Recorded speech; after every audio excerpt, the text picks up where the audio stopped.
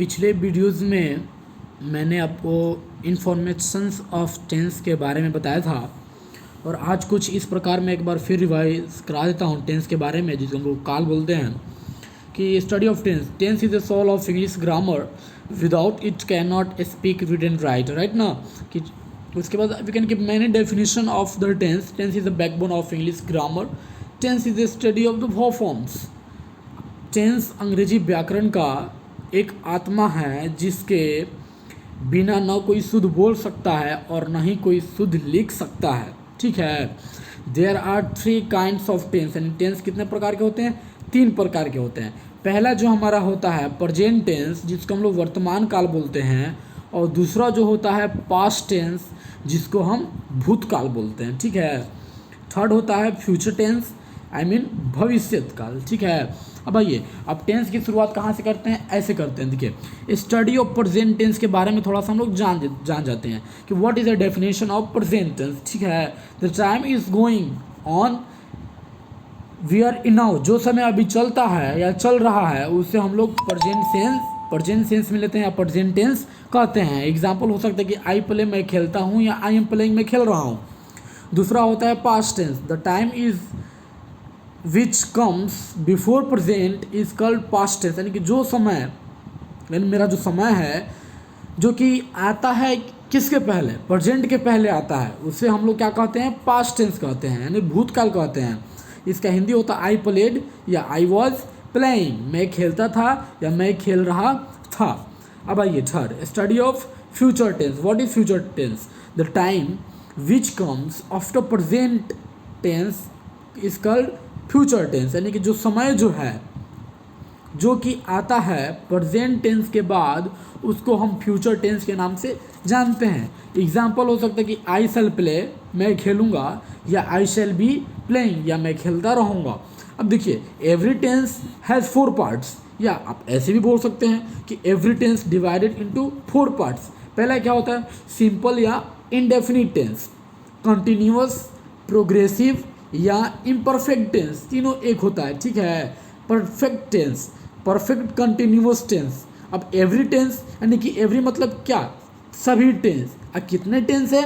3 tense है, present, past और future. तो सिंपल इंडेफिनिट टेंस का हिंदी होता है सामान्य काल, कंटिन्यूअस, प्रोग्रेसिव या इम्परफेक्ट का हिंदी होता है अपूर्ण काल, परफेक्ट टेंस का हिंदी होता है पूर्ण काल, और परफेक्ट कंटिन्यूअस टेंस का हिंदी होता है संदिग्ध काल। ठीक है। अब चलिए, अब ये तो हमारा आइडेंटिटी ऑफ टेंस हो गया। अब टेंस की शुरुआत करते हैं पर सिंपल प्रेजेंट टेंस, यानी कि प्रेजेंट का सबसे पहला फॉर्म जो हमारा होता है। अब टेंस का सबसे पहला फॉर्म क्या होता है?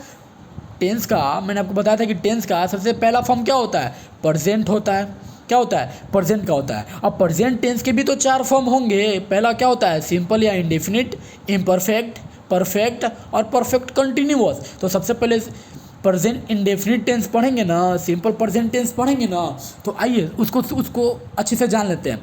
तो सिंपल, प्रेजेंट, सिंपल और इंडेफिनिट टेंस, आप ऐसे भी इसको बोल सकते हो, या सिंपल प्रेजेंट टेंस भी आप बोल सकते हो। ठीक है। या प्रेजेंट इंडेफिनिट टेंस भी बोल सकते हो। चलिए, अब डेफिनेशन क्या होगा सिंपल प्रेजेंट टेंस का? हिंदी में आपको बता देता हूँ कि इसका हिंदी होता है सामान्य वर्तमान काल। ठीक है। सामान्य वर्तमान काल इसका हिंदी हो जाएगा सिंपल प्रेजेंट टेंस का। अब इसका डेफिनेशन क्या होगा कि present indefinite tense denotes an action, यानी कि प्रेजेंट इंडेफिनिट टेंस जो होता है वो सूचित करता है एक्शन को। अब मैं आपको एक्शन क्या होता है, अब जहाँ जिस सेंटेंस में आपको एक्शन वर्ड मिलेगा आप जान जाओगे कि वो क्या होता है, आपका वर्ब होता है according to in English grammar. ठीक है। एक्शन का हिंदी, एक्शन का मतलब यहाँ पे आपका हो जाएगा वर्ब हो जाएगा। तो present indefinite tense denotes an action which is done daily in the present time, but its occurrator exact time is not giving or not mentioned. ठीक है। अब इसका हिंदी क्या होगा? अब इसका हिंदी ये होगा कि प्रेजेंट सिंपल टेंस जो होता है, जैसे प्रेजेंट सिंपल या इंडेफिनिट टेंस से यह मालूम होता है कि कोई कार्य जो है, मतलब इस टेंस से यही मालूम होता है कि वर्तमान समय में, देखिए, इन द प्रेजेंट टाइम यानी कि वर्तमान समय में कोई कार्य प्रत्येक दिन या प्रतिदिन होता है, लेकिन इसका ठीक ठीक समय उल्लेखित नहीं रहता है। हम ऐसे भी बोल सकते हैं कि इस टेंस में यानी कि सिंपल प्रेजेंट टेंस की क्रिया के प्रथम या पंचम जो होता है रूप का बोध होता है, जिससे मालूम होता है कि वर्तमान समय में कोई कार्य होता है कि नहीं होता है। ठीक है, अब देखिए, अब आइडेंटिटी आया। आइडेंटिटी का हिंदी क्या होता है? अब मैं आपको ऑलरेडी बता चुका हूँ कि आइडेंटिटी का हिंदी होता है पहचान। ठीक है, तो इसका पहचान क्या होगा? कौन ऐसी वर्ड जो है जिससे हम पहचान जाएंगे कि ये वाक्य सिंपल प्रेजेंट टेंस का है? तो इसका आइडेंटिटी होता है कि ता है, ती है, ताहूँ, तीहूँ, ते हैं, ते हो इत्यादि एक्सेट्रा। अब ये हमारा आइडेंटिटी होगा। अब इसका एग्जाम्पल क्या हो सकता है कि मैं खाता हूँ, यानी कि मैं हमारा क्या हो जाएगा? सब्जेक्ट हो जाएगा। खाना मेरा तो एक्शन है। अब एक्शन वर्ड जो होता है वो वर्ब कहलाता है, और बिना सब्जेक्ट और वर्ब के और ऑब्जेक्ट के आपका सेंटेंस कंप्लीट नहीं होगा। ठीक है, तो मैं खाता हूँ या मैं बाजार जाता हूँ, इसका स्ट्रक्चरल क्या होता है? स्ट्रक्चरल का हिंदी होता है बनावट। ठीक है, बनावट क्या होगा? सब्जेक्ट प्लस V1 है, V5 प्लस ऑब्जेक्ट। मैं खाता हूँ, बहुत सारे बच्चे बना देते हैं कि आई ईट।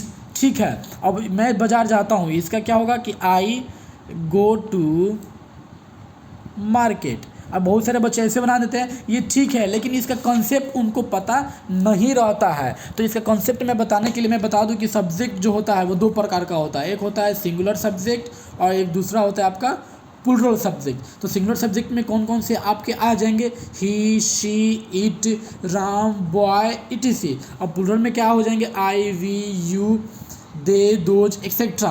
तो अगर आपका सिंगुलर सब्जेक्ट हो तो आप हम हमेशा वर्ब के साथ V5 का यूज कीजिएगा, यानी कि किसी भी V1 में एस या ES अगर आप जोड़ देते हैं तो हमेशा वो क्या बन जाएगा? V5 बन जाएगा। और किसी भी वर्ब के फर्स्ट फॉर्म में अगर आप ING जोड़ते हो तो हमारा वर्ब का फोर्थ फॉर्म यानी कि कंटिन्यूअस फॉर्म बन जाता है। तो आई ईट, आई गो टू मार्केट, ये आपका सही है। अगर सेंटेंस हो कि सीता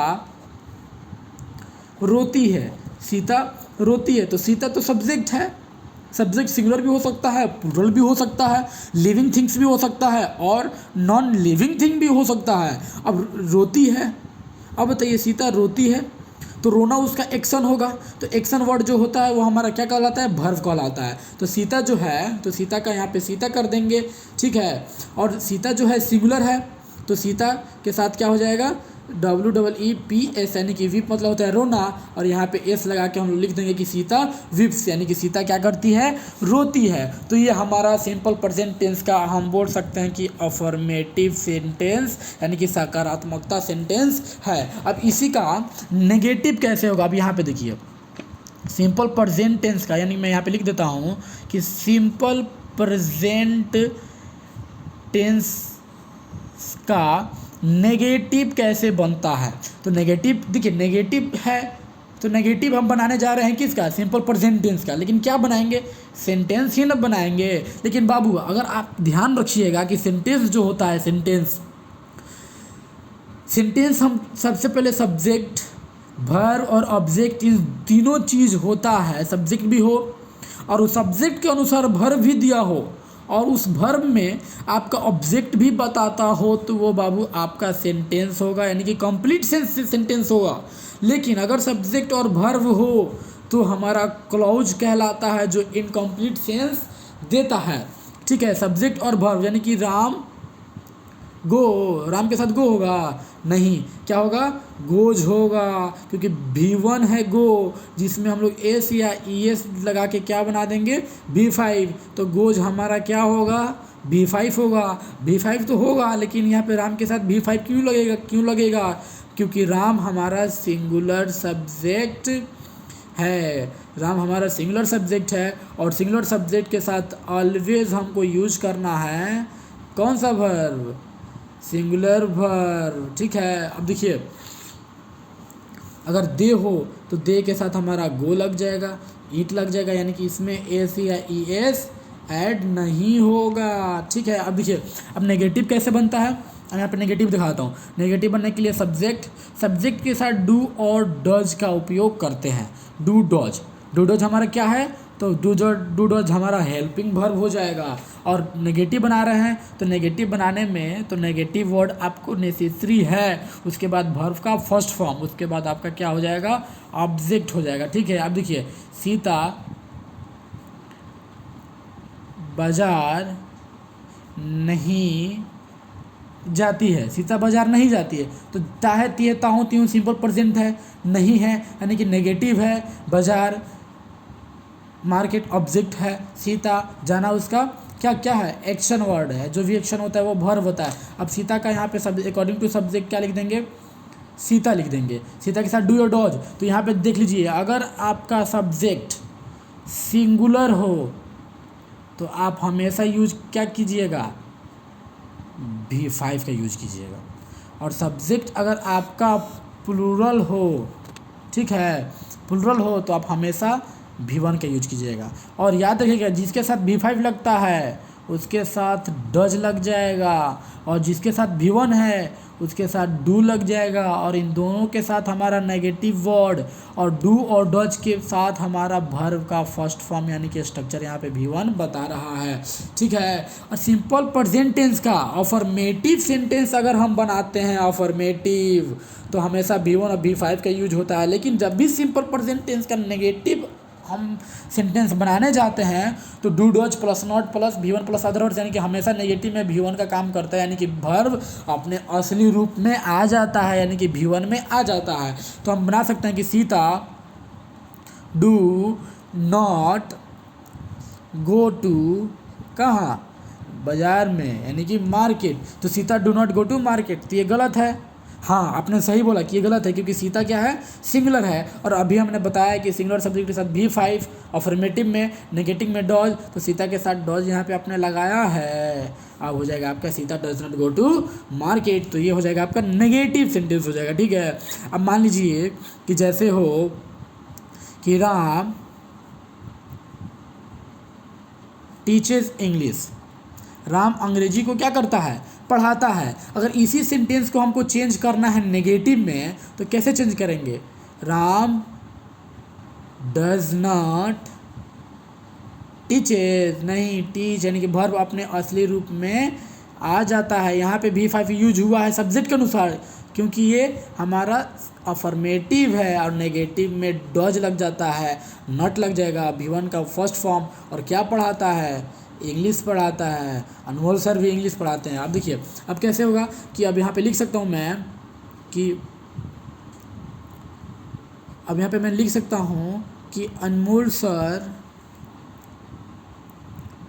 टीचेस इंग्लिश ग्रामर, यानी कि ग्रामर, अनमोल सर ग्रामर अंग्रेजी व्याकरण पढ़ाते हैं। अब इसका नेगेटिव कैसे होगा कि अनमोल सर